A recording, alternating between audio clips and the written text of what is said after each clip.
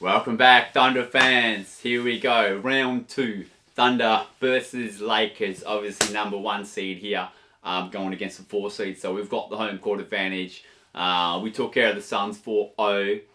The Lakers, they went up 3-0, looking like sweeping the Rockets away, but the Rockets made a little bit of a spirited comeback halfway through that series and got it to sort of 4-2. Thankfully for LeBron, he saved a bit of face. He didn't want to be that first team to lose after going up 3-0. But anyway, here we are. They got through 4-2. Kevin Durant didn't play. Let's not talk about that too much. Let's just look at the upcoming series and what's happening. So, now, very interesting. Before I get started on the matchups and stuff, I left this review and sort of preview analysis / prediction to as late as possible before the game started so I can get the latest on the injuries. And what's quite fascinating is it looks like Luka Doncic, both players, Jdub's, obviously I'm talking about Jdub and Luka Doncic, they're the ones under the hamstring injury clouds. It's looking like both have been ruled out for game 1, but it looks like Doncic is going to set for game 2. They were saying just a few days ago May 11 was going to be his target date, which I think was either game 3 or game 4, but now they've pulled forward to May 7, which is game 2, man. So Luka Doncic traveling to OKC for game 2, that's very interesting, and that will definitely make this a far more competitive series. You've got, a 30-point per game plus potential scorer. He's an offensive dynamo, so that makes a massive difference to the pan, how this series pans out. And then Jdub, what I'm seeing is they're looking like game 3 for him, so that's very interesting too. I would have thought they would have gone stakes kind of dynamic on this and see how the series is looking before taking any form of risk on Jdub. But who knows, man?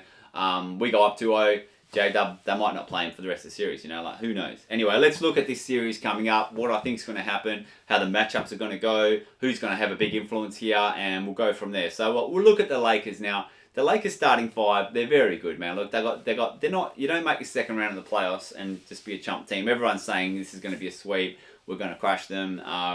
And look, I don't think it's going to be, a long series myself, but I don't think it's going to be an absolute poleaxing. They're definitely going to put up a better fight than the Suns. I don't think it's going to be a sweep, man.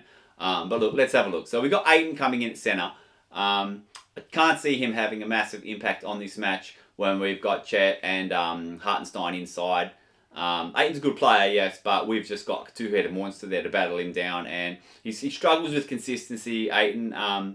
I don't see him having a massive impact. If he comes play solid D, gets some sort of 8 to 12 boards a game and, I don't know, somewhere between 6 and 10 points, he's done his job. But he's not going to be a game breaker or a massive X factor, I don't believe. Now, you got Rui Hachimura. He's a handy player. He's playing probably in a power forward. Very interesting, man. Good player, yes. Not a superstar. But again, he's one of those ones that you need. One of those role players. He needs to be going sort of 15 points a game to make this series competitive. Then you got LeBron and Marcus Smart coming in. Kind of, it almost gets positionless around here, sort of small forward position. LeBron, Marcus Smart in there as well.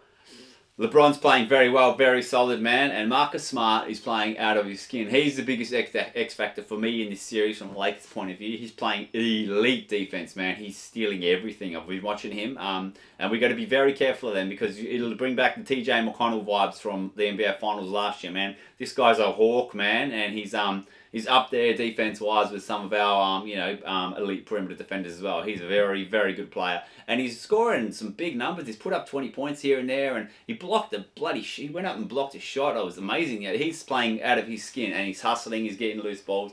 Marcus Smart is the one we need to look out for. If we can limit him, especially somehow limit him defensively, set a lot of picks on him. I mean, he's smarter than that. He's not going to just go away. But you got to make him work everywhere, man, and tie him down. He's a problem. Big time problem. And then you got Austin Reeves. So that's going to be kind of their starting. That has been their starting 5 up until now, right? So Austin Reeves come back from his injuries. I think he's played 2 games in that series, and he looked good, man. I watched all of that Lakers Rockets series. He looks good. He didn't really seem too hampered. He was hitting some outside shots. He was penetrating. He's a great.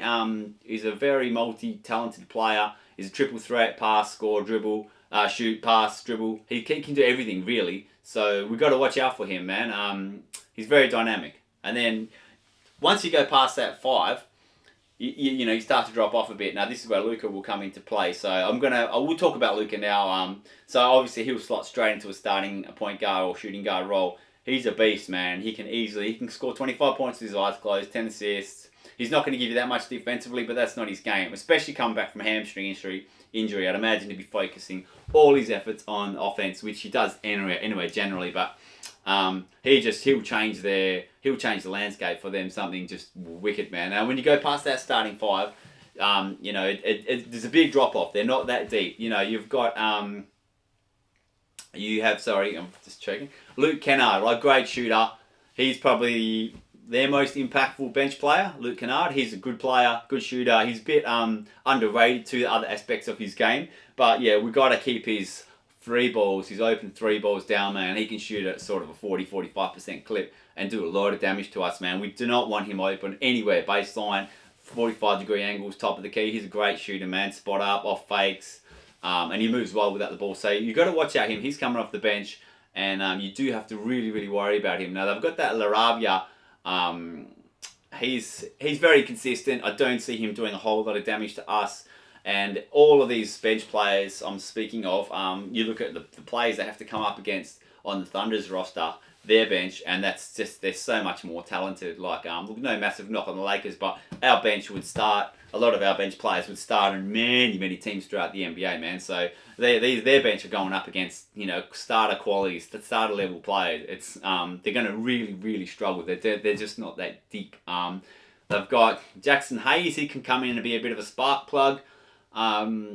He's inconsistent also, but he can definitely come up and bob up, and he can maybe make a big impact and help them win a game or two here and there. And then, do I say the B word? We'll say it, Bronny. Bronny's not getting a whole lot of time in this series. He's only getting time in this series if one of these games is over and we're poleaxing the Lakers in a game. So I'm not seeing LeBronny get on the court, let alone make any form of impact in this in his series. So that's the Lakers roster. And let's look at the Thunder. So the Thunder, obviously, we know this team. We love this team. You've got Chet and Hartenstein inside, man. They're just animals, man. They're just savages. One's a stronger player, holds people down. The other one's a shot blocker. Hartenstein's a gifted passer, a great defender. Holmgren can do just about anything, shoot, play elite defense. It's a great front court, man. It's just a wonderful front court. And then you got SGA, you've got probably AJ Mitchell starting, and we'll have Lou Dort. So that's kind of the backcourt. You don't really go through small forward, power forward. It's kind of positionless now. But obviously you got SGA had a spanking series in that first round. But honestly, he had Dylan Brooks talking about defense, and he didn't match up with him that much. But Dylan Brooks did not slow anyone down, really. He played aggressive. If anything, his offense was better than his defense in that first round series. But enough of the Suns. SGA, the only person that can give him any grief on the other side defensively is Marcus Smart. Marcus Smart's elite. SGA is going to smoke anyone else that attempts to play defense on him on the Lakers. They're going to have to come with some doubles and even triples to limit his play. Now then, Lou Dort is the other one we need to talk about. He needs to get some more open looks and he needs to get a bit more for us to start beating elite teams. And I'm not saying the Lakers are massively elite, but if we're going to go and defend this championship and repeat, we need Lou Dort, getting some more offense going. His defense is up there and his hustle is obviously elite, but we need to be getting him some more looks. He's had a couple of games, 6 points, 8 points, that kind of thing, and that's not Lou Dort. He normally gets he's normally good for 3-4 threes a game, but anyway, we'll look for Lou Dort to have a bounce back series. I personally believe Lou Dort's going to have offensively a pretty big bounce back series, and then AJ Mitchell I think will round out the starters until we get Jdub back, which might be game 3. You might not see more series. It might just be smoke and mirrors. Who knows? But AJ Mitchell will start, and he'll be very effective. He doesn't cough up the pill a lot, turn the ball over a lot. He's an elite ball handler and just penetrator and shot creator for himself and others. He's a great player and he just slots in so well seamlessly. His defense is not quite up to Jdub's level, but he's not terrible, man. He's a passable defensive player, so that's the starting 5. But then we come off the bench, and obviously when I know that the Lakers bench players, you only really mentioned 2 or 3 that can possibly make an impact. But you come to the Thunder, man. We got Cason Wallace, elite defender, fantastic perimeter shooter, doesn't make a lot of mistakes. Again, very intelligent. He plays years beyond being second year player. Is ridiculous, really. He's Cason Wallace is just an elite everything, man. And then you got Alex Caruso, another elite defender who comes in, doesn't play a lot of minutes, but you might get sort of 20 minutes Depends. He'll play on the spot. If we're winning comfortably, they probably won't risk Alex Caruso because he does get injured a fair bit. You don't want to have him. You want to have him for the crucial matches. But he's 15 minutes, balls to the wall, like his life depends on it, and he's going to get the job done. Steals, dunks, open threes. Great player, great passer as well. Underrated passer for mine. Crucial, man, crucial. And then you've got Jay Will, my boy, man. Like power forward, plays power forward, plays centre off the bench. Just not a shot blocker. He's more of a positional defender. He draws a lot of charges. He's always in the right spot. He doesn't make a lot of mistakes as well. He's smoking the 3-ball lately, man. He's just pure and he's confident as hell. He's getting a few up there as well. So he's doing really well from the perimeter and he's driving. He did a wonderful finish in that wonderful underhand sort of scoop layup. Just fantastic, fantastic finish. He's one that's going to make a massive difference. Last year he just but he did such a good job on Nikola Jokic that he really helped us get through that series. And I look to him to have a big impact in this series and maybe going forward. He's a crucial and underrated part of our roster and bench. Fantastic player. Then you've got some of the spot players. So you've got Isaiah Joe. He might play one game. He might play 5 minutes one game, 20 minutes one game. If he gets hot, if he cooks. If he gets cooking, it's game over, man. If he's coming off the bench and dropping us 15, 18 points, this game's over, man, before it starts. This series is over before it starts. Depends. He can be consistent, but he's also used in spot minutes as well. Then you've also got Wiggins. Wiggins also, again, used in spot minutes. Definitely an effective player, but inconsistent minutes. These guys are just ready to go. They come when they're called on, and they don't necessarily have a 20-minute slot every game. It just depends on matchups. That's why Dagnall's such a good coach. He dynamically goes on matchups and who's hot, who's working well. We need another ball handler. We need more defense. We need another perimeter shooter. He's a great coach, man, and he's still learning. That's the scary thing about Mark Dagnall. He's growing along with his playing roster. So very, very interesting. Then you also got Jared McCain. He's come on again in small spots, spot shooter. He had a cup game when he come out and just put up a few shots real quick. He's got a green light to just put pressure on the opposing defense and the opposing bench defense. He's just got a green light to just go and smoke, and he's going to definitely hit some big shots in some clutch moments for us at some point in this series, and even further on this series, as I do believe we shall advance. Then you got K. Rich. He's probably not going to get a whole lot of time. There might be some junk time thrown around in this game because there could very well be some blowouts. I'm not thinking we're going to destroy the Lakers in all these games, but there could definitely be a couple of one-sided affairs in here, and we might get some bench minutes for some of our bench players. But that's the entire rosters, and I'm seeing. Look, I see our starting five will overwhelm the Lakers inside. Like, they're just defensively, our presence is going to be huge. I don't think anyone's going to stop SGA, and I'm hoping SGA starts distributing a bit more because they're definitely going to throw some doubles at him. So my tip is he's going to start distributing quite a bit more, and you're going to start seeing some big time beneficiaries in Dort, AJ Mitchell, even Jay Will off the bench, Holgram dropping some threes and some perimeter shots. I'm seeing SJ's still going to get his 25, 30 points. That's not going to be a problem, but I'm saying he's going to get his assist numbers are going to be up. That's my call. The Lakers are going to throw a lot of doubles at him. Marcus Smart's the only one that can play him straight up 1-for-1, man for man. But then we go, let's just drop Jdub back in here as a starter and say he's 80% fit. Wow, then you're looking at, the Lakers are cooked. If Jdub's coming back into this game and playing 80% of the way he was playing against the Suns, granted the Suns' perimeter defense, doesn't really stack up. Jdub was having his way as like kind of the secondary or even the third ball handler when that series started. He was just cooking, man. If Jdub comes in at sort of 80% fit, 90% fit, then this series is over like real fast. And I'm hoping to see some of that, but I'm honestly not seeing them play Jdub until sort of later, game 5, I think. But time will tell. Alright, so predictions. Look, I'm saying Austin Reeves. Look, they're not terrible there. If Luka's coming back, they've got 3 players that can dynamically handle the ball a bit, and it gives them options. But we've got that many perimeter defenders, like elite perimeter defenders in Dort, Wallace, Caruso off the bench, even SGA. If Jdub comes back, he's an elite level defender himself. We got so many defensive looks to throw at those guys that I don't see them really getting off too much. umpires, the referees could favour. Who knows? I don't really talk about the referees. I kind of let them. I kind of let it happen. People say SJ's a free throw merchant. People say they favour LeBron. It is what it is. You can't do anything about it. You can't change the refereeing. It is what it is. I do see our front court overwhelming them inside. And I see this as 4-1 Thunder 4-1 victory. We'll move on to play the Spurs or the T-Wolves in the conference finals. If Luka comes back and he's 95%, very near 100% healthy, and he's cooking, you might get another win here, and this might go 4-2. But I don't see this as a serious.